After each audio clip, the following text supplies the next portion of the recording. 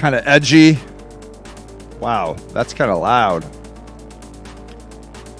Come on down. There. Ooh. My microphone's all amped up. It's ready to go. What's going on, microphone?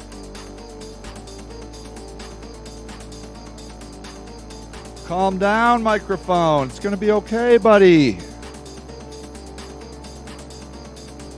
I swear my microphone has a life of its own.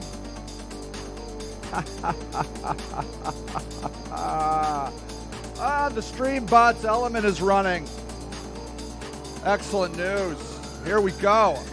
You know, I just randomly pick the music, and apparently we're going to have a rave today.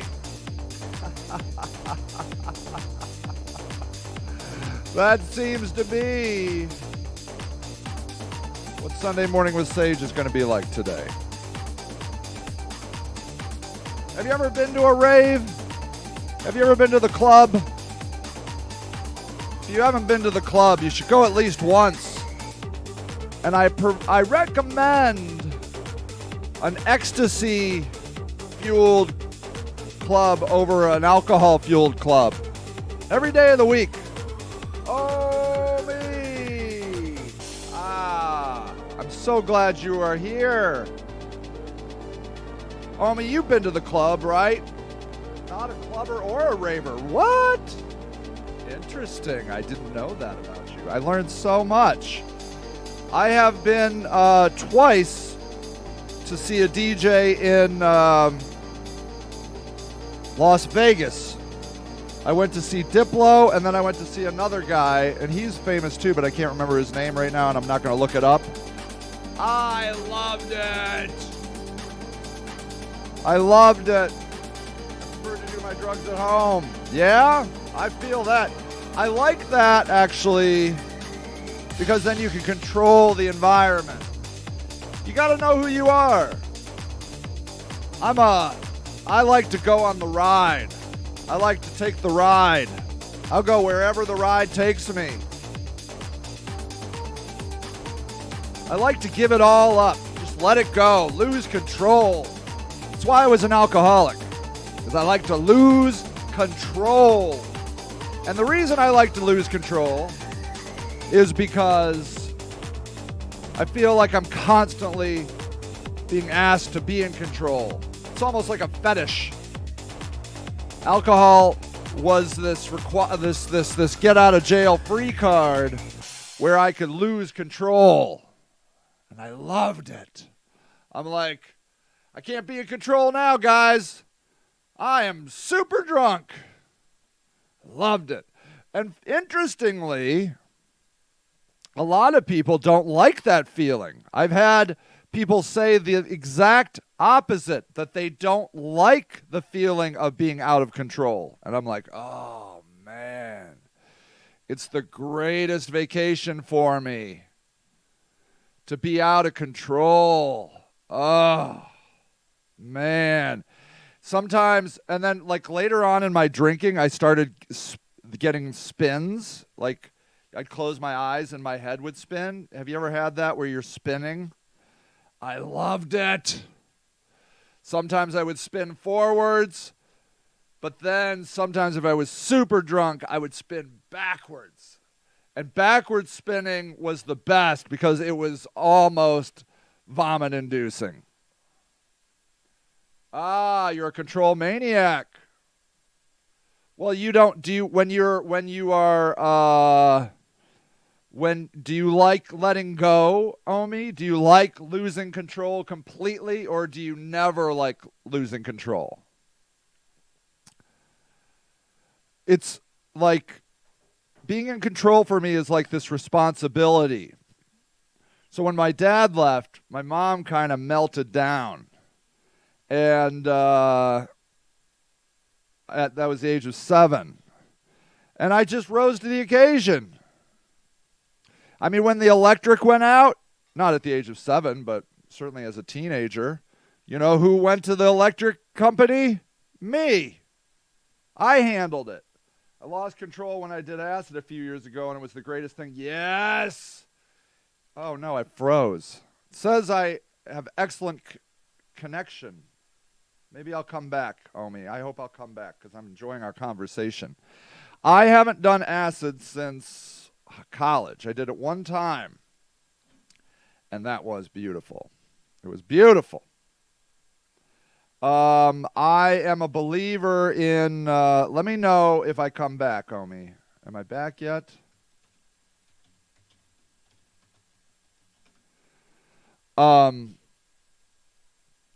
There was an older guy that moved into the dorms. Yeah, you've been having to run your house since you were 13. There you go. See, right. So you feel me, right? The comments are delayed. Yeah. I'm still feeling out the new digs over here at YouTube. I like them. I like it here. I like the YouTube. I feel like Facebook was nice because people would just show up. They'd just be sitting on Facebook and they'd be like, "Oh my gosh, there's that sage." But then I kept getting kicked off. Ah, good. Oh, you sent a message at 10:06. Oh. And then I keep hearing Linda. Hi, Linda. How are you? It's good to see you.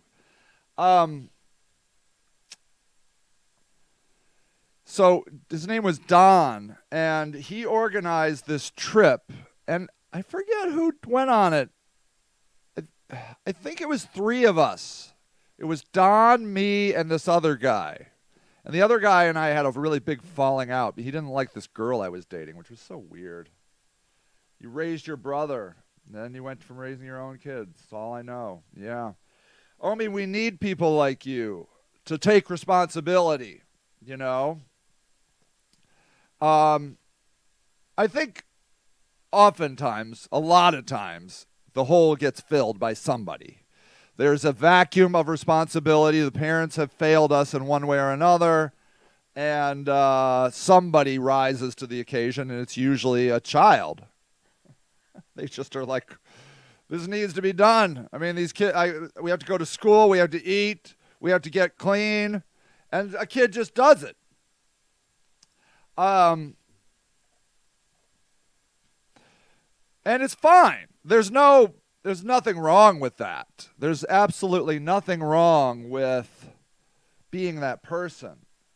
I take responsibility for every child I cross paths with. Wow. Yeah. I feel that way with houseless people, you know. I mean, see, then, Omi, you have to be careful because that's when you can start to drown. Because there are people that need somebody responsible in their life to help them. And when you start looking, there's a sea of them, an ocean of those people. I raised so many kids, I share no DNA. That's amazing, Omi. That's amazing. And you're 35. Wow. You are a helper, right? Once my kids are gone, I will foster. Wow. Wow, you're into kids. That's so great, Omi. That's so great.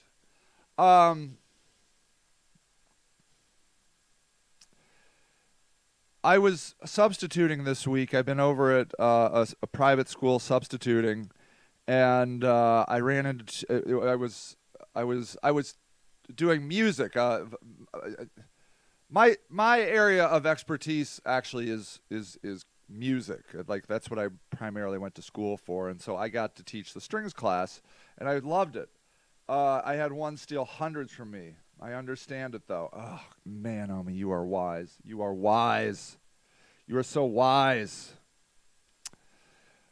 And 2 of these 4th graders were really into the environment, and I'm like, that's so wonderful. We need all kinds of helpers. I don't care what you want to help in. We need them. We need them so badly. Whatever you want to help in. So they were into the environment. You're into kids. I'm into houseless people. I'm the middle, sandwiched between two brothers. Wow. My birth order, I'm sure, plays. Oh, okay. I was always the peacemaker and fixer of unhappiness in our home, even as a young child. Wow. Wow. Wow. Wow. Wow. Wow. Wow. So, Omi, do you like it when you are not in charge? Do you like letting go of that? Like that? So, you mentioned that acid trip you did.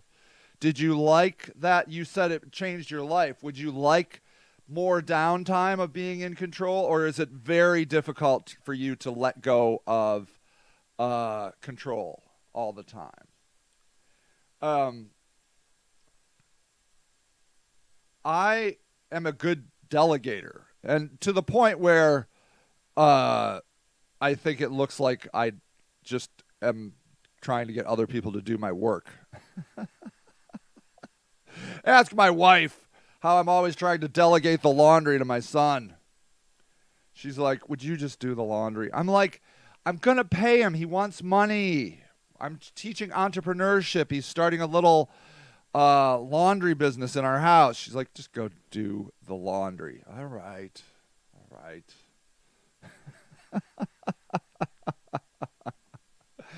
Did you see I redecorated? This picture here is from my friend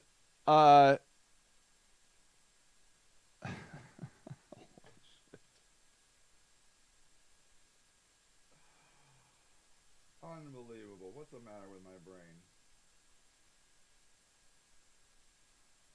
I can't. Oh my God. I feel terrible. Who's this? Here's a question. Who painted that? Who drew that picture? Somebody on here should know. Oh, too late. Donnie Jean. That's my friend Donnie Jean. She's living in a house right now, as I understand it. But she was living in a tiny house that a guy built, and she loved it. She was at our tent village. Isn't she a wonderful artist? I bought that from her, and I need to go buy more. Yes, before I had little pressure on my shoulders. My acid trip went bad, but the next day that pressure and weight was gone. So you had a bad trip, but it still allowed you to feel the pressure and weight taken away. That's beautiful. I'm sorry you had a bad trip. My skills as raising kids have bled into my career. I'm always a manager. Do the best at hiring and directing teens. Wow. Yeah, Donnie Jean, sorry. And you're an artist? I would like to see your art, Omi. I would love it very much. I would love to see your art very much. I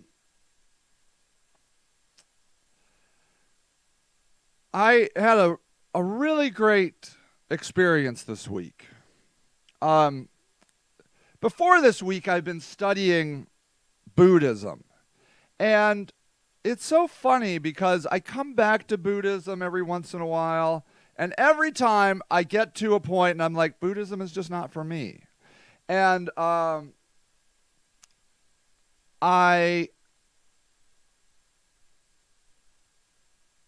was reading Buddhism, and it was so Buddhism, in my opinion, in my humble, I know almost nothing about Buddhism opinion. What Omi draws on TikTok? Okay, I am there.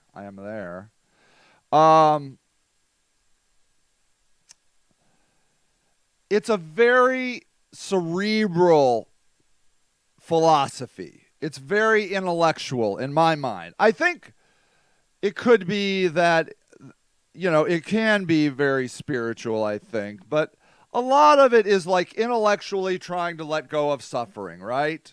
So,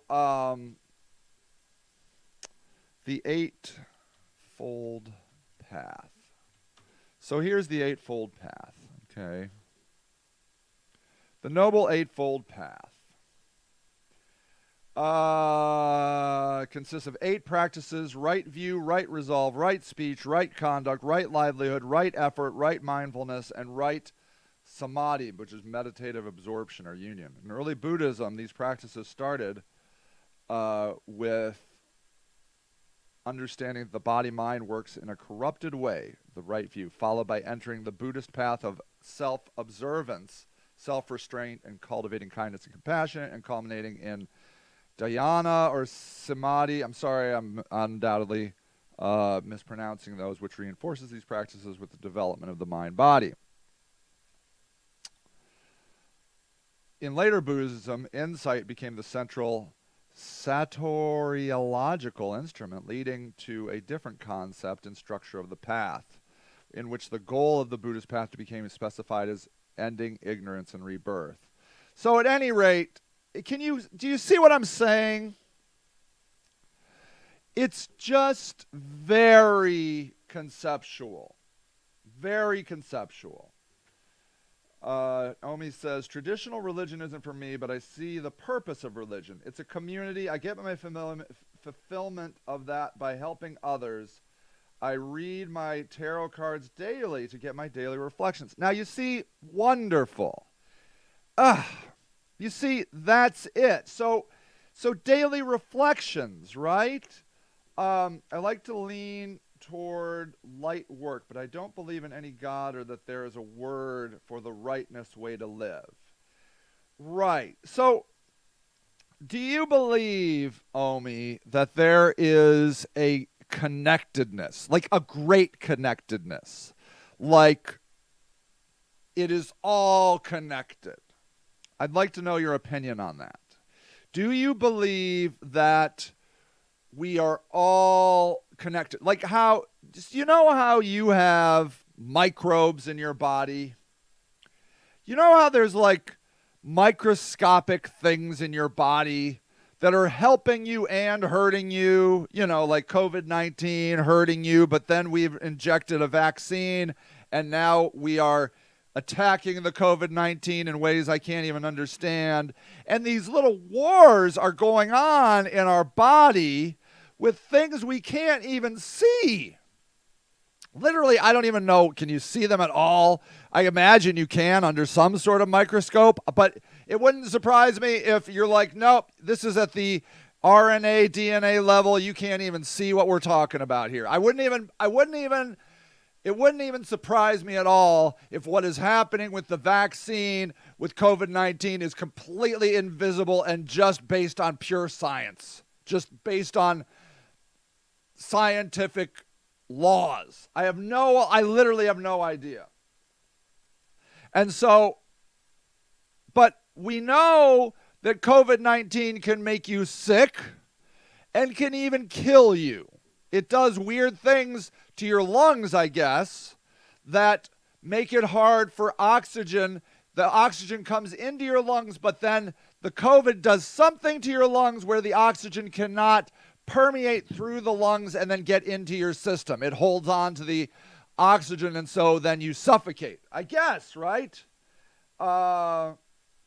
Inside each of us is another universe, right? So we are doing these things in our body, and of course cancer is this very thing, right? That there is some sort of twist change at the cellular level, and I'm just saying words I don't even really understand, where something gets evolved in a new way and spreads, but it's like a tumor that kills its host, right?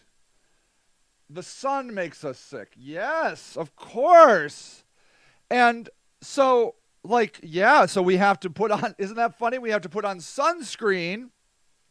Yet, at the same time, Omi, I have here a vitamin D pill.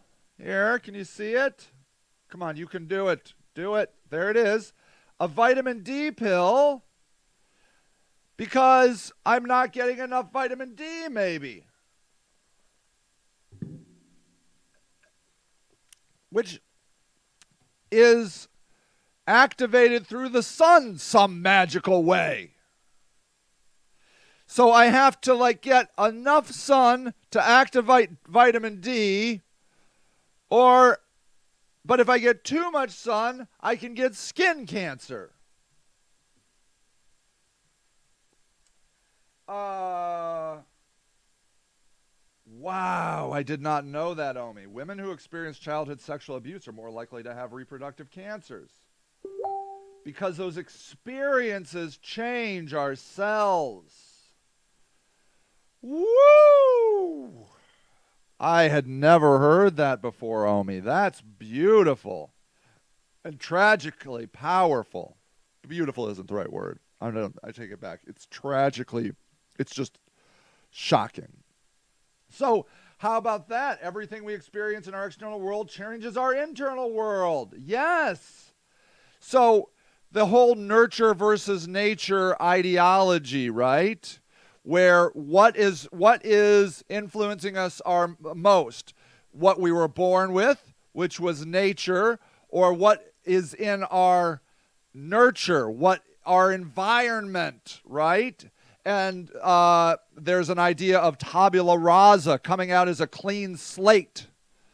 And we are a clean slate, and then all of the world shapes us and literally can cause illness, like autoimmune deficiency illnesses, stress, anxiety. So it becomes, I think, challenging to say we are an autonomous being that has no connection to the world, right? Which in my mind is what atheism is. Atheism is where there is no connection. There is no God, okay? So that now, you see, now that I've entered that word, and many, I think, atheists would disagree that there is no connection. They have their own, they just don't like the word God, okay? And so we are, I guess I'm asking, is there a central force that is, well, okay, and I mean, we have theism, right? Where it's the watchmaker, where God started the watch and then left. And then we have a God that is all controlling, right? That has his hands in everything, every action. And I think a lot of Christians believe that one, right?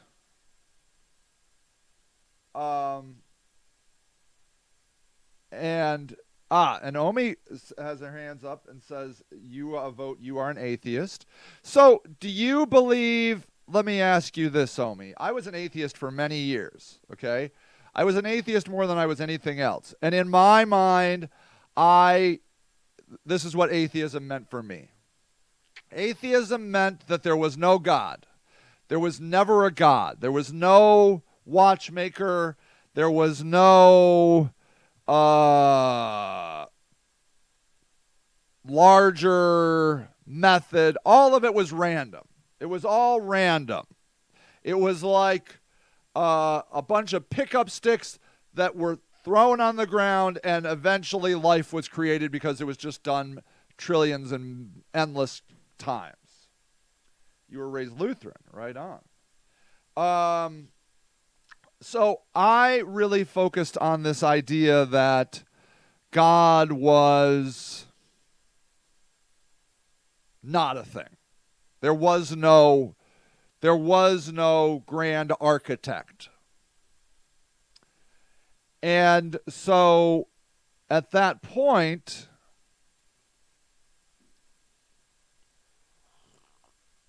hey, would somebody subscribe to my channel, please, here on YouTube? Because I want to see a little button. If you haven't subscribed, would you subscribe? Because a thing is supposed to happen. There is no God. There is no set of rules to live by. Okay, so in my mind, those are two different things, Omi. So,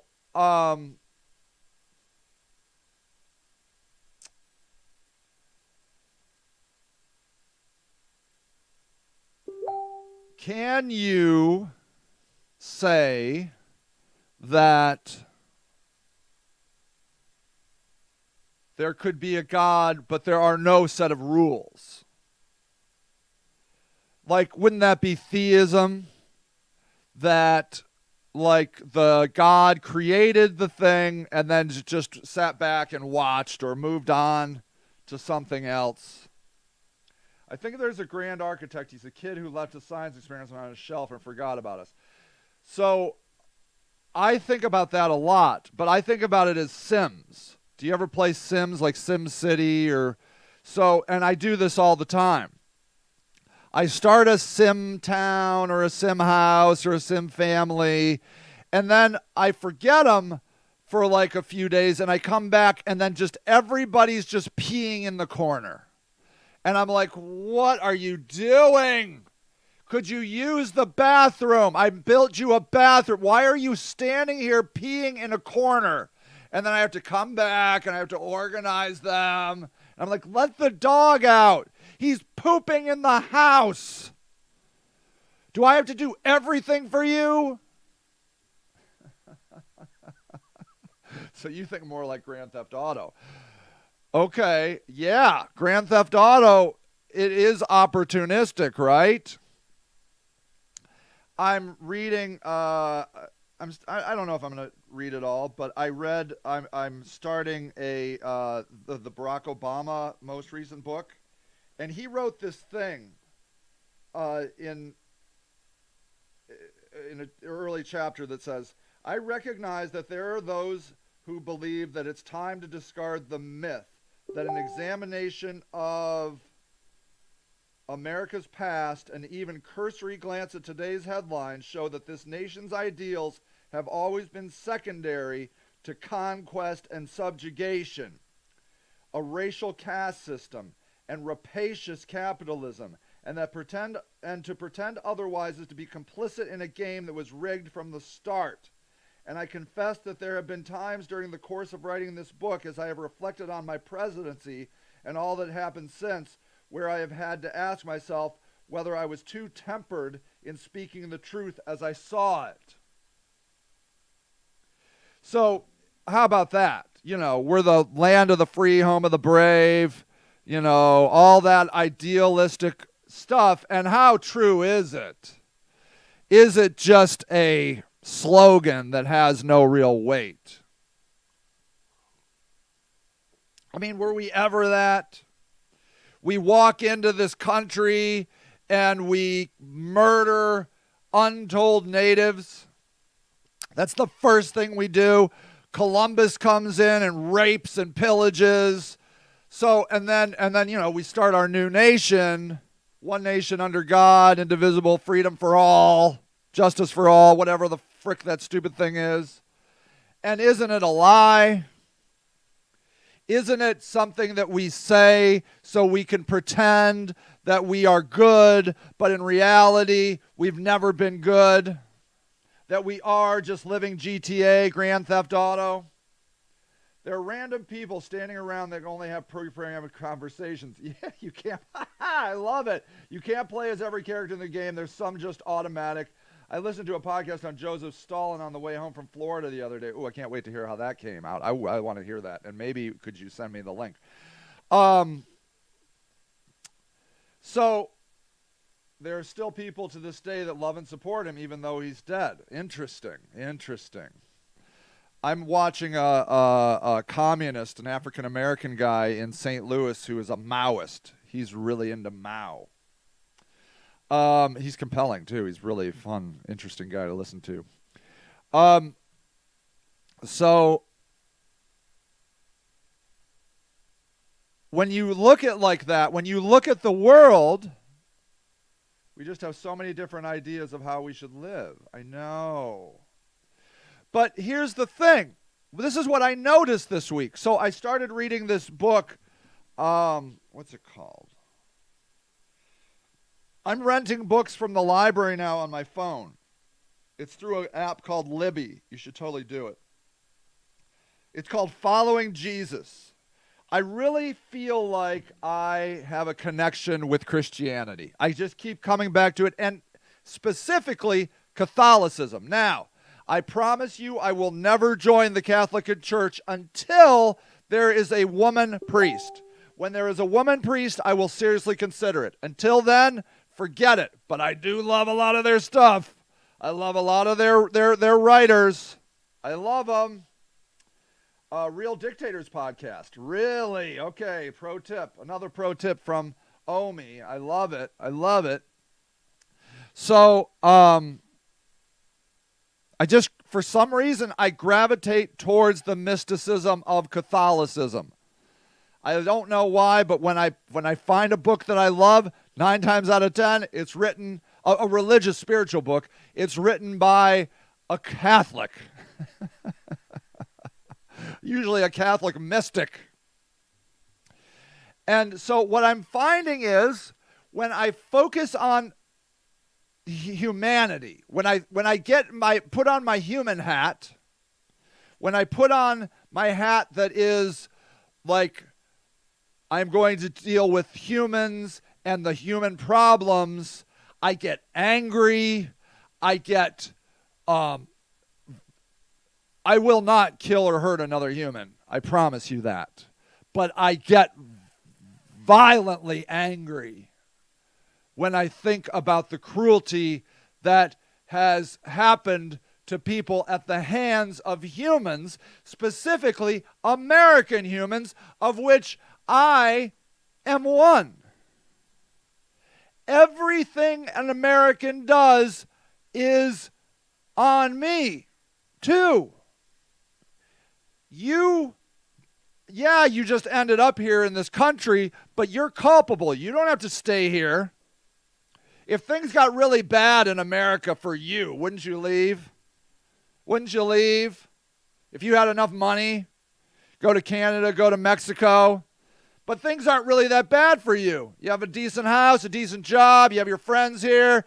And so what if America nukes two cities, Hiroshima and Nagasaki? So what if a third of African American men have been in prison? So what if African American women are twice the likelihood of being evicted than white people?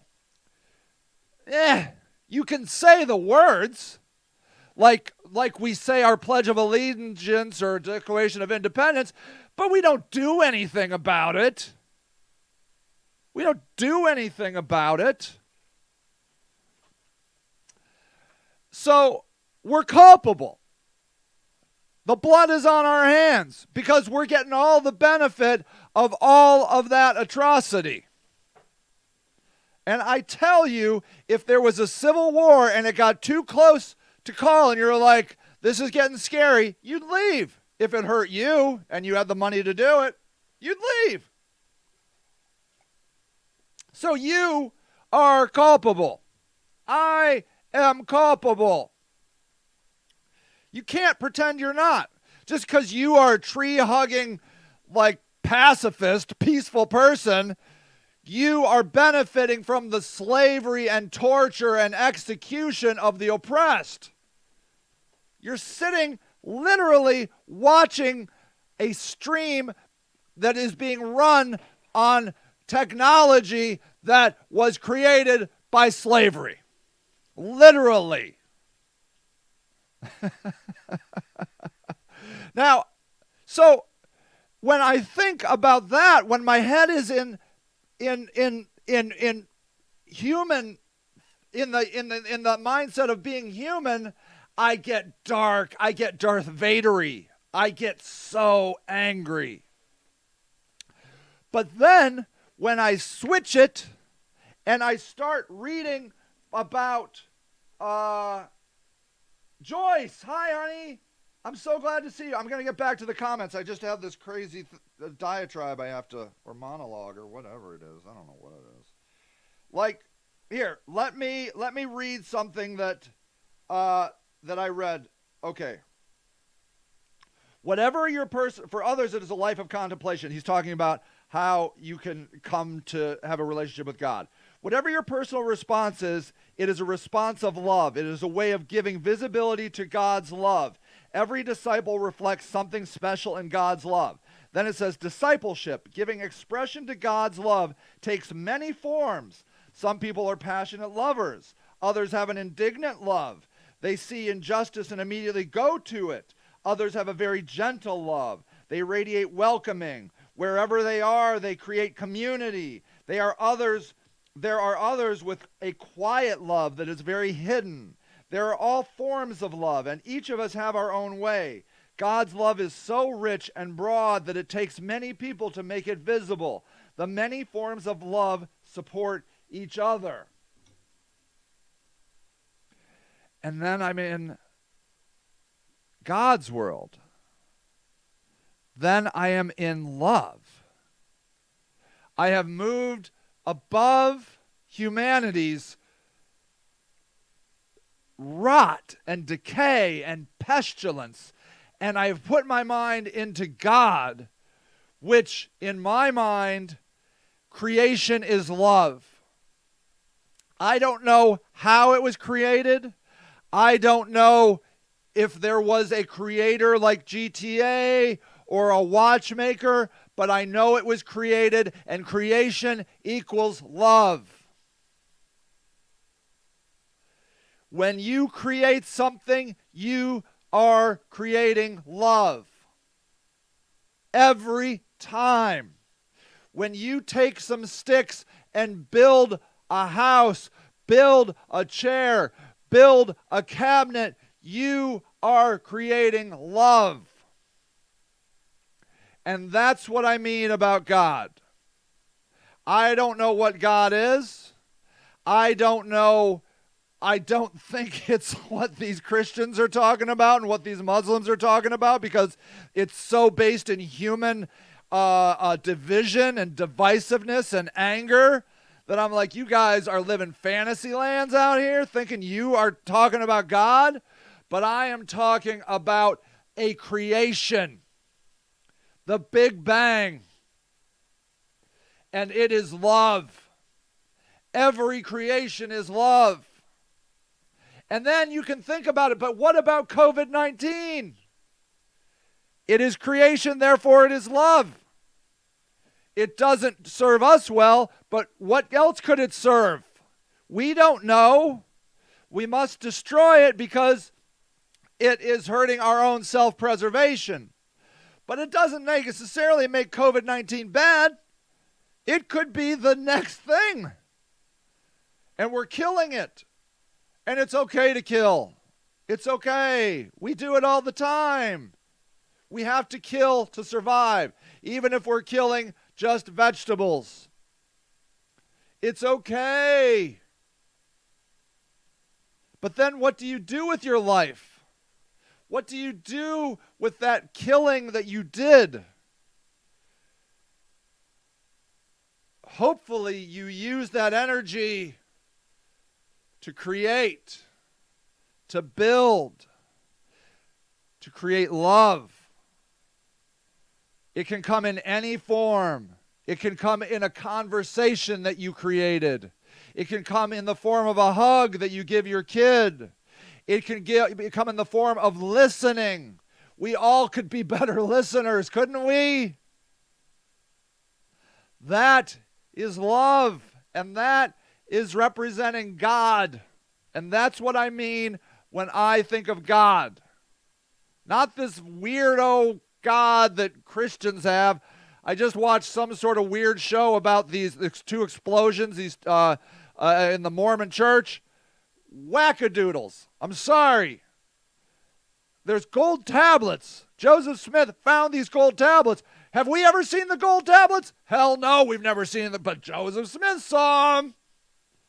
Wackadoodles. I learned this week that not only did Jesus stop off in Utah on his way back to ascension into heaven, so did John the Baptist.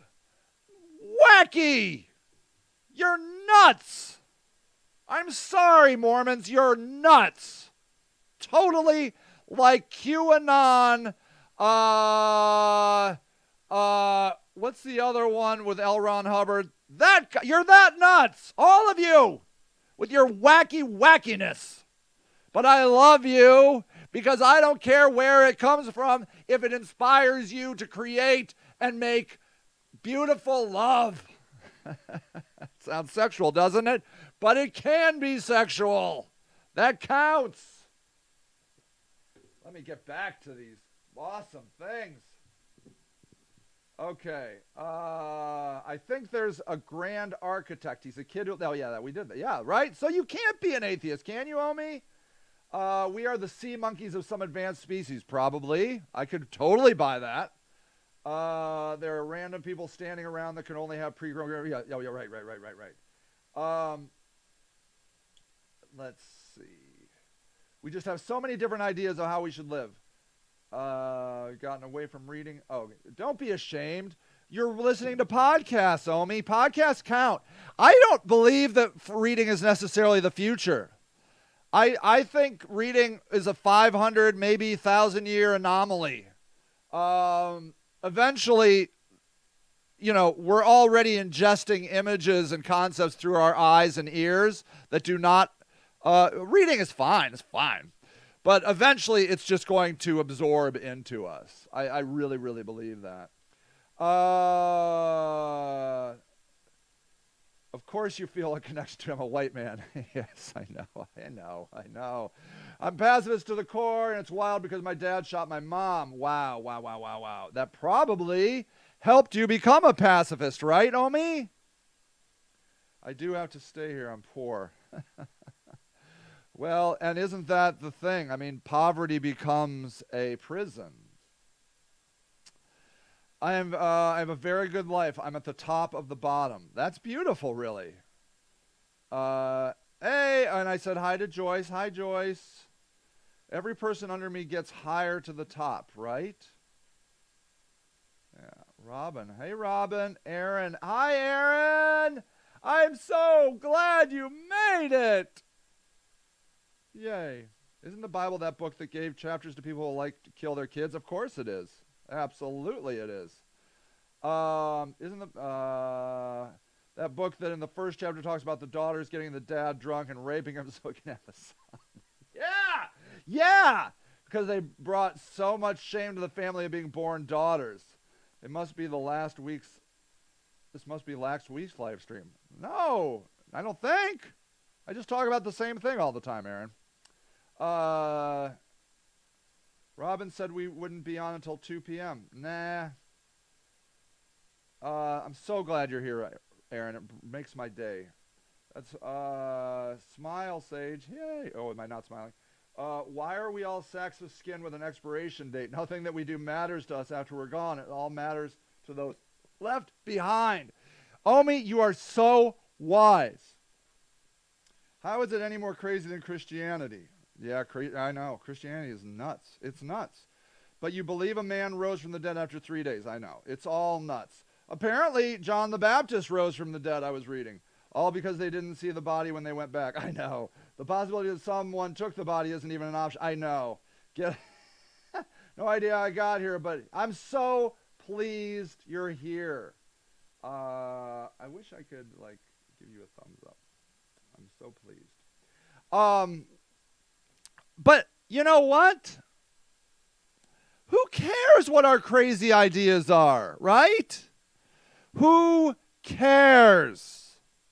I had a fun conversation with a guy this week who we were talking about the cabal, the true power brokers of the United States being the Girl Scouts.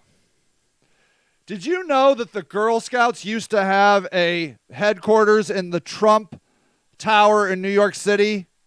They have Trump Tower money, okay? And they're so underestimated. The reason I brought them up is because last weekend I was driving around and it was Saturday and Sunday, get your Girl Scout cookie day. And there were two, within my drive from Fair Lawn to the west side of Akron, I saw 2 tents with Girl Scout cookies blocking traffic. People were lined up to the road like Starbucks addicted. And then I thought, or maybe even my wife mentioned it, she was like, do you know that nobody else makes Thin Mints? She's like, what's up with that? I mean, how hard could a Thin Mint be? And then I'm like, I bet it's that Girl Scout Trump money. They probably have an army of attorneys just suing anybody that dares make a Thin Mint.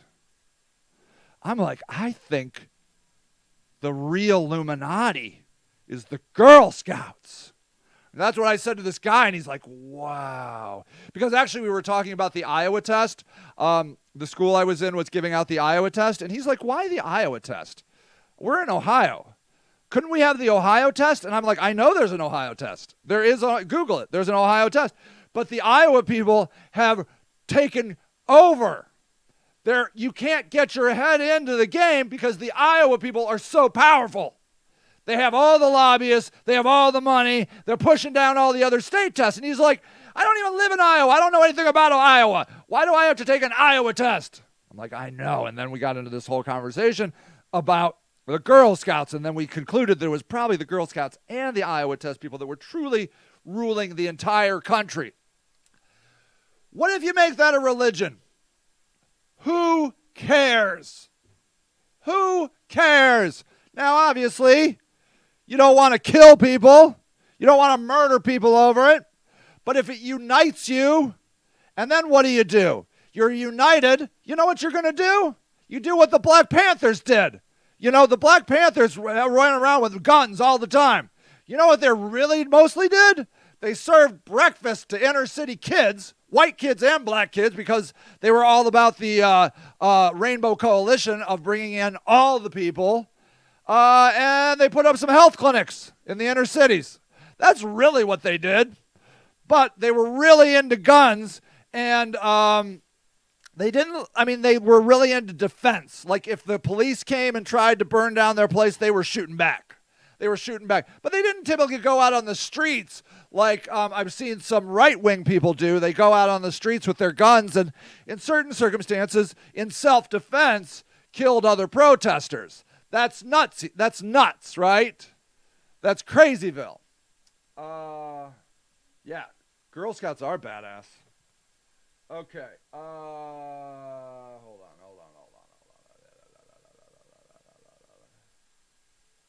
Okay. No idea how I got here, but here regardless. I'm so glad. I am so glad. I look forward to you too, Aaron. I used to clean Sunday morning. Now I'm here. That's so good. I really want to say how much it means to me to get to spend time with you. For me, this is a very comfortable amount of social interaction. I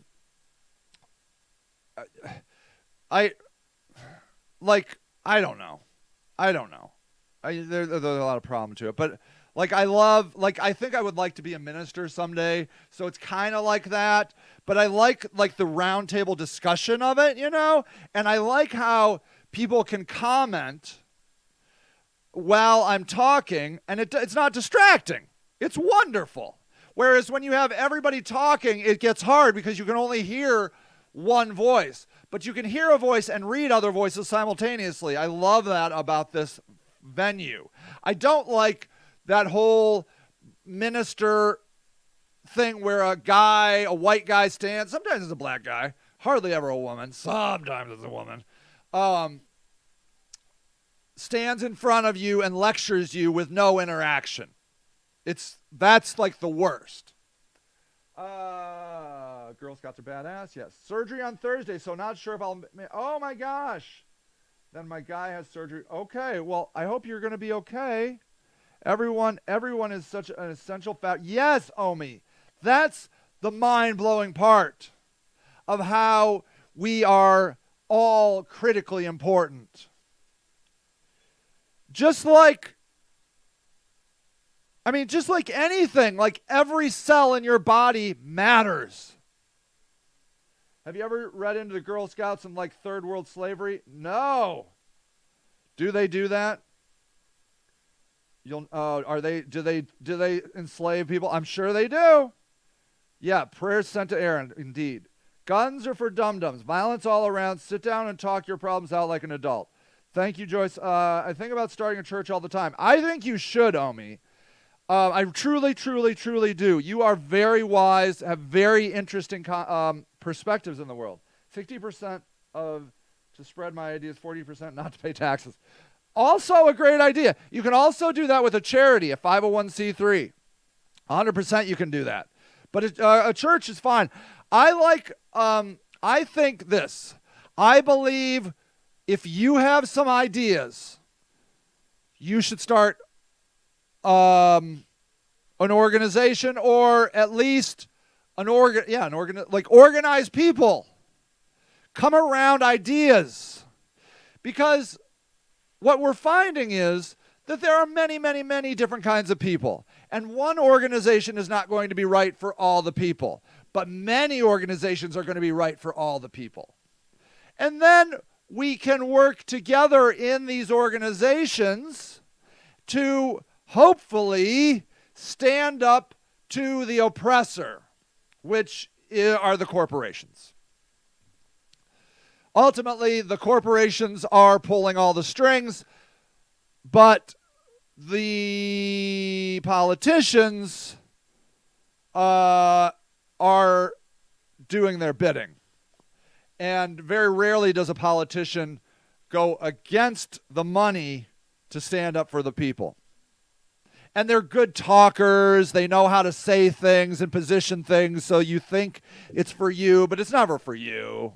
It's never for you. I thought about using Goodwill's model and starting a restaurant as a charity employing Appalachian women. Gosh darn it, Omi. Do it, do it, do it, do it, do it, do it. Do it. Our Appalachian friends need our help. They are the forgotten. They are the forgotten. Jewish people, African Americans have done a wonderful job of, it's not helping tremendously, but they've done a wonderful job of raising awareness about their issues. Think about Native Americans too. Like, they just live quietly out in the West, rarely making some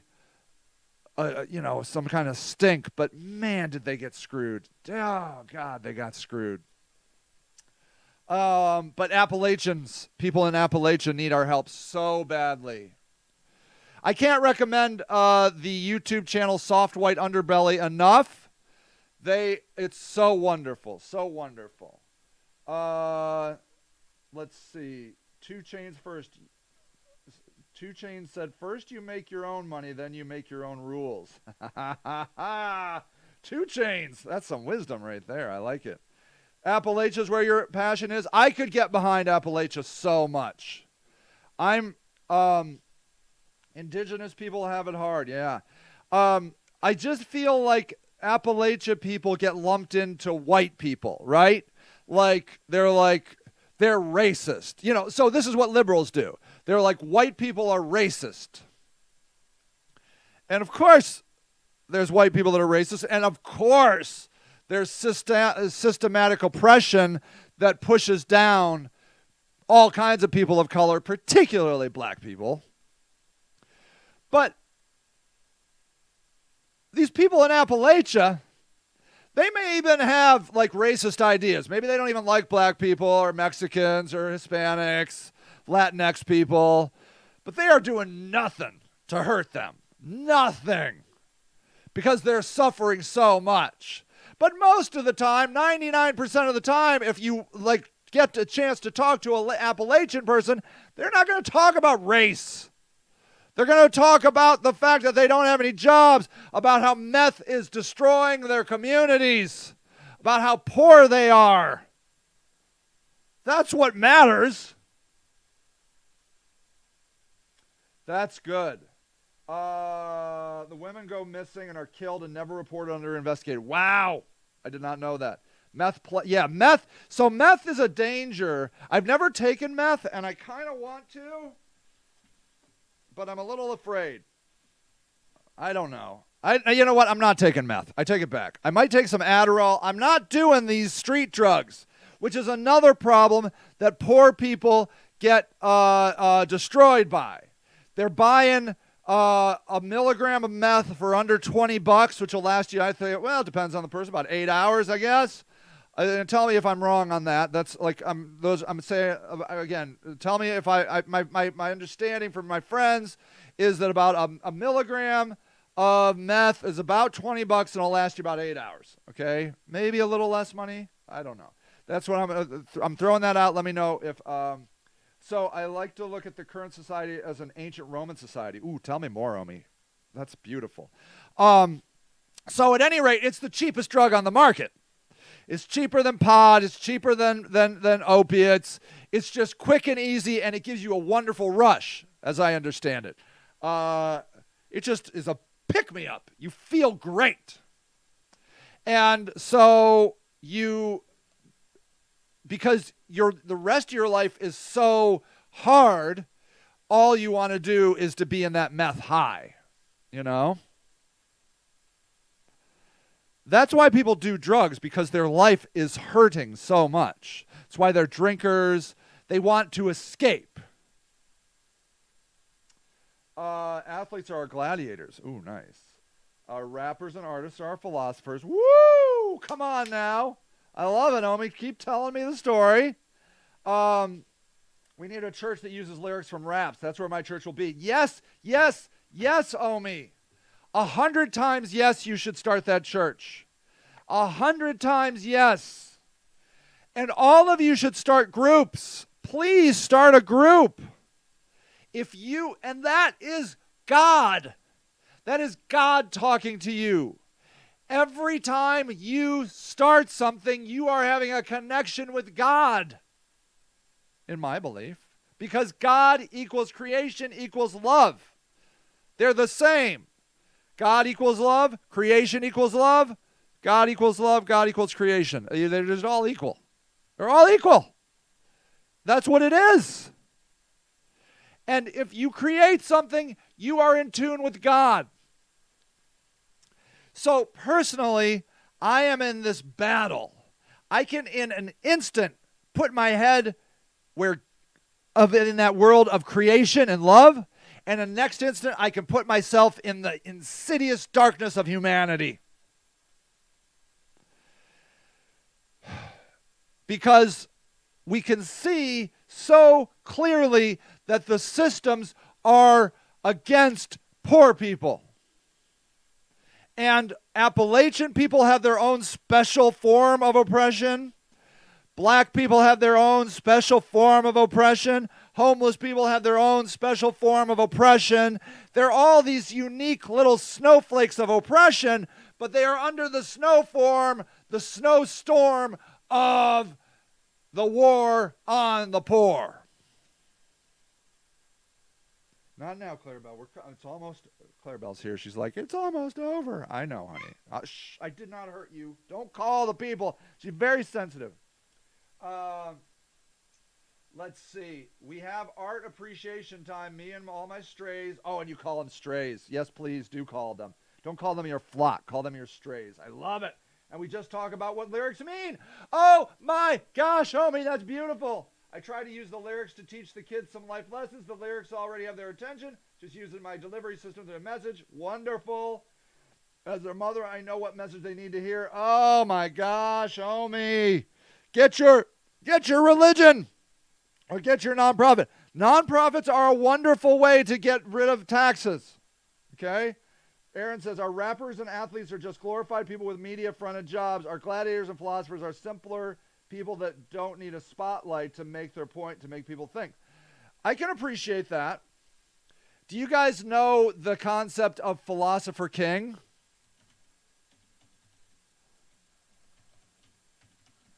So, this is a Plato ideology.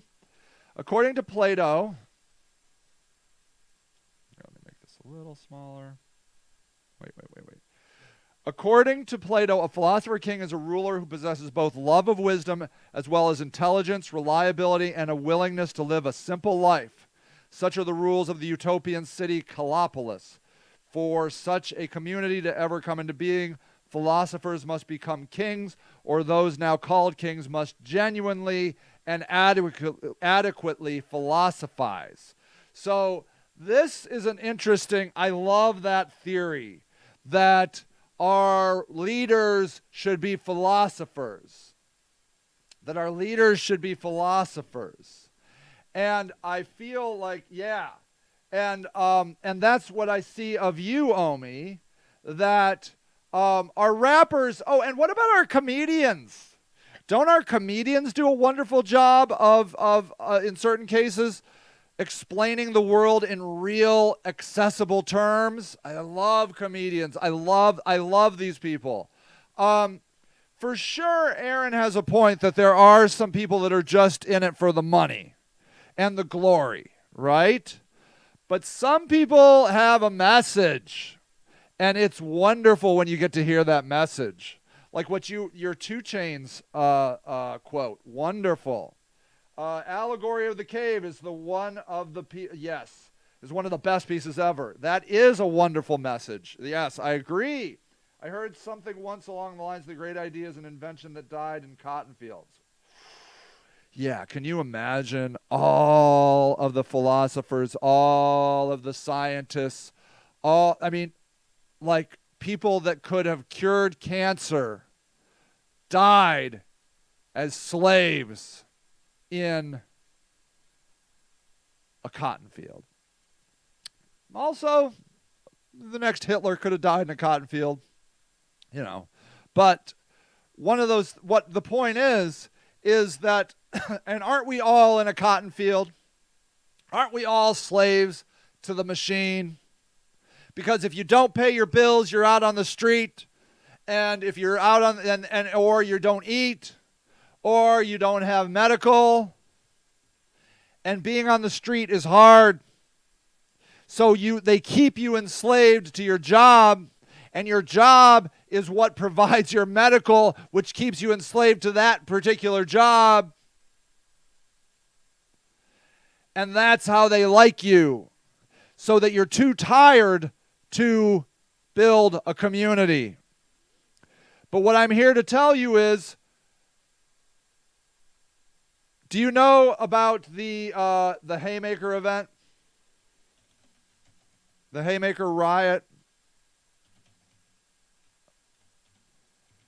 These people went before us. You can call it whatever you want. The Haymaker Affair, the Haymaker bombing. So check this out. The Haymaker Massacre, also known as the Haymaker Affair, Haymaker Riot, and Haymaker Square Riot, was the aftermath of a bombing that took place at a labor demonstration on May 4th of 1886 at Haymarket Square, in Chicago. It began as a peaceful rally in support of workers striking for an 8-hour workday. They wanted an 8-hour workday. The day after, police killed one and injured several workers. An unknown person threw a dynamite bomb at the police as they acted to disperse the meeting. The bomb blast and ensuing gunfire resulted in the death of 7 police officers and at least 4 civilians and dozens of others wounded. And this is something that does not get talked about in school very much because it is not something that the government wants you to glorify. But the fact of the matter is, the Haymaker Affair was integral to your 8-hour workday. And I don't believe this had part of it, but there was another uprising that gave way to the 5-day work week. These are gifts that people gave to us with their lives, literally with their lives. And it is an incredible gift that to this day holds. We should use these gifts to create. Get some rest, relax, and create. Omi, you must create your church, the Church of Omi. I love it. I love it so much. You must use your time to paint like Donnie Jean, because it is a gift that was given to us by our forefathers who died for us. It is the Jesus parable to the point. They died for our sins, the sins of oppression. They died so that we can have an 8-hour work week. And you think that's not much, but it's huge because it gives us the power to have a time in our life where we can create and innovate. We must come together. Create your organizations. Create whatever. Create anything. And you will be touching the gift of God. Because that's what God is creation. People, I love you. I love you so much. Yeah, the comedians are the jesters. I heard something along the lines of the great ideas and inventions that die. Oh, yeah. Right. I lost many ideas to the lack of having a pen and paper. Yeah. But now you have your phone, and you can make audio recordings, right? You can jot notes on your phone. You should definitely not lose the idea. It happens to me all the time. The ones I lose are the ones in the middle of the night. I hate that because I'm too sleepy. Heaven forbid our schools teach the truth. None of them teach the truth anymore. They do not teach the truth. They teach what the government wants you to learn. I hustle up money and don't work for a long time. That's really good too. The 5-day work week kills creativity. Yeah, it's brutal, but it's better than the 6-day work week. Plus, I need my time to give. Yeah, and you're creating. Giving is creating, Omi. You're doing wonderfully. I do a lot for others. They need it, and it's unpaid. Yes. That is creation. It's a powerful, powerful gift. I think we must balance, which is what Omi had said earlier. We must be able to move from the space where we are with God and we believe in love and hope and creativity and faith, but we also must then occasionally come down and live with our humanity, and not in the good way. The darkness, the crassness, the Facebookness should be a word. The Facebookness, the evil, that is that insidious killing that oftentimes is what a human is. And we must balance between those so that we can help lift our friends up, to lift our friends up out of the darkness, out of the valley of the shadow of death. Get closer to God so that we can find love and community and communion and change the world and take it away from the corporations, to take the world away from the corporations. And they don't want to let it go. It's not going to be easy. People, I love you so much. Life is we just need to hang in the middle. Yeah, I think you're right. Yeah, it's God. God equals creation equals love. Those words are synonyms. Creation and love are all God. You're the best. Have a wonderful day, and I will see you next week.